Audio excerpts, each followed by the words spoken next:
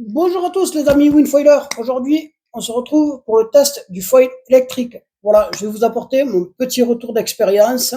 Cette vidéo concerne les personnes qui font du Winfoil. Voilà, si c'est une alternative quand il n'y a pas de vent ou un complément, on voit ça de suite après le générique. Allez, c'est parti!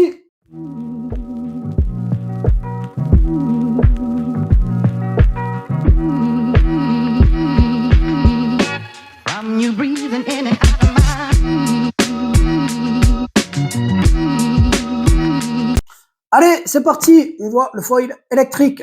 Alors, ce test, il sera basé sur mon retour d'expérience et sur l'avis de quelques professionnels.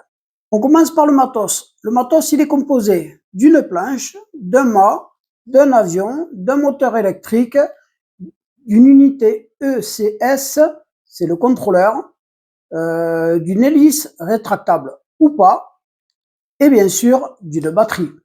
Bon, maintenant qu'on a vu la composition du matériel, je vais essayer de te détailler tout ça le plus rapidement possible, qu'on n'y passe pas la vie. Allez, on voit la planche. Donc, la planche, très souvent, c'est un gros volume et la batterie s'incorpore à l'intérieur. Ça, c'est pour la planche. Il y en a assez. On va pas aller plus loin pour la planche. On continue. Bon, pour les batteries, en général, elles font entre 30 et 60 volts, avec un ampérage qui démarre aux alentours des 25 ampères heure et qui arrivent à, pour les plus grosses, à 55 ampères heure. Ce qui donne en watts à peu près 1000 Wh. Pour les plus grosses, ça va être plutôt 3000, 4000 Wh. Mais les plus petites, à 4000 €, c'est à peu près 1000 Wh. Vous avez une autonomie, il faut compter à peu près 45 minutes pour une batterie qui fait 1000 Wh, soit 25 ampères heure. En général, c'est ça.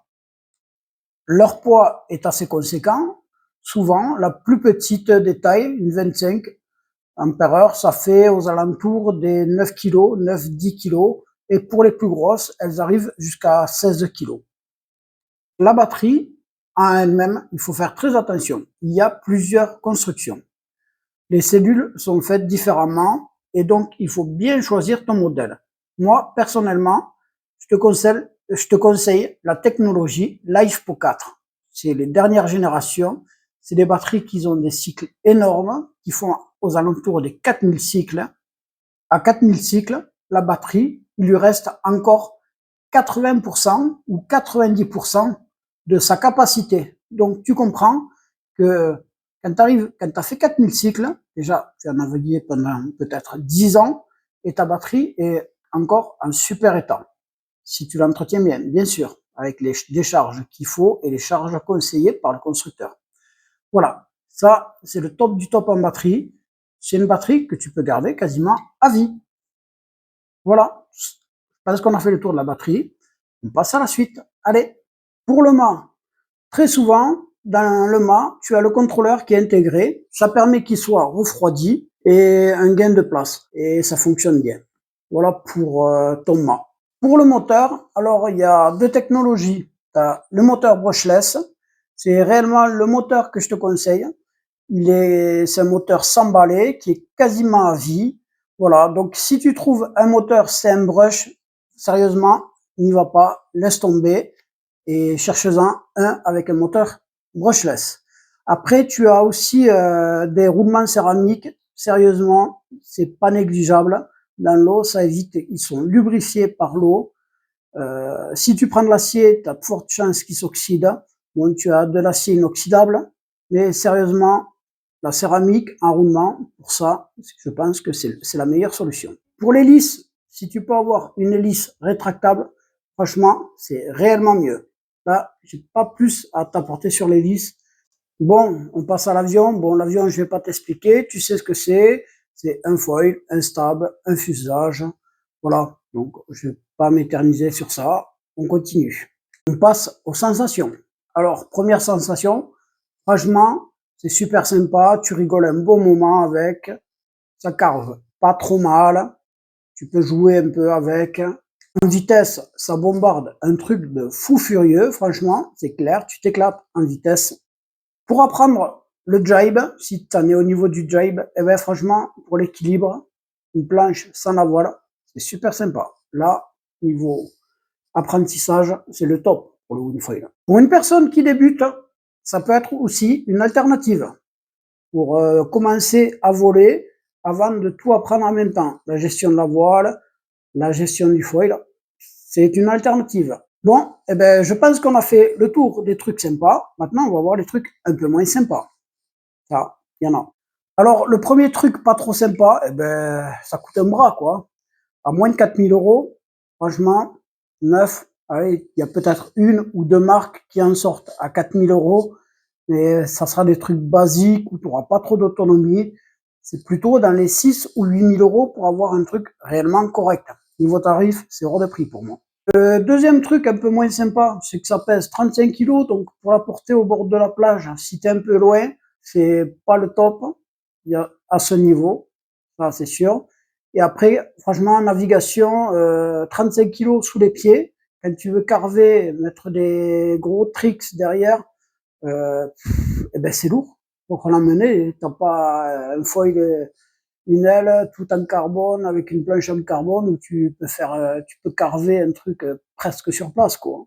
Alors, quand tu veux aller surfer avec ça, quand tu arrêtes d'accélérer, que tu aies une hélice rétractable ou pas, sérieusement, dès que tu accélères plus, ben, c'est comme si tu avais un gros coup de frein à main. Moi, quand j'entends dire ouais, pour surfer, c'est sympa, en surf, c'est impossible. Pour moi, quand tu as l'habitude d'avoir un wingfoil, des planches avec un glide de fou là, des foils, et que tu passes sur ça, eh ben, tu prends un coup de frein à main, mais c'est terrible. Hein. Il faut garder de l'accélération, même dans les descentes. Hein. Ça, pour moi, c'est d'intox, hein, ce qu'ils disent. Hein. En surf, je parle bien de foil électrique. Je parle pas de foil assist. On est d'accord sur ça. Voilà, donc on continue. Alors, pour les foils de ces outils, sérieusement, ils sont gros encore. Je pense que tant qu'on n'est pas sur des petites tailles comme 800, 900, je pense que le matériel a encore besoin d'évoluer. Donc, il faut lui laisser quelques années. Pour moi, il est trop jeune ce type de matériel pour être réellement bien au point encore. Alors, moi aussi, je me pose la question. Donc, actuellement, c'est réellement à la mode. On en voit pas mal. Je me demande si ce n'est pas qu'un effet de mode et si ce n'est pas juste éphémère. Si dans quelques années, on va en voir encore. Donc, ça, je ne répondrai pas sur ça. J'en sais rien. On va voir.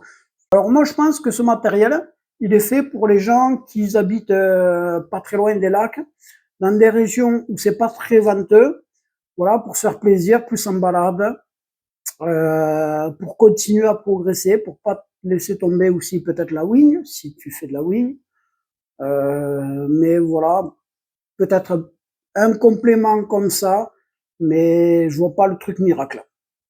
Après, sérieusement, je suis pas là pour te casser ton truc. Si réellement tu comptais partir sur ça, franchement, la meilleure solution, c'est que tu ailles en essayer un et que tu te fasses ton propre avis dessus.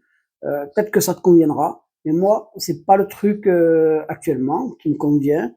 Je suis dans une région où il y a pas mal de vent, il y a la mer, on peut surfer, il y a du vent pas toute l'année, mais quasiment. Donc, dans le coin, je vais pas à me plaindre pour ça et je partirai pas sur ça, c'est trop lourd pour moi. Voilà. Après, comme je dis, la meilleure solution, si tu hésites, va en essayer un. Voilà. Parce que j'ai fait le tour du sujet. Je te dis tchuss, à la semaine prochaine. Allez, bye bye.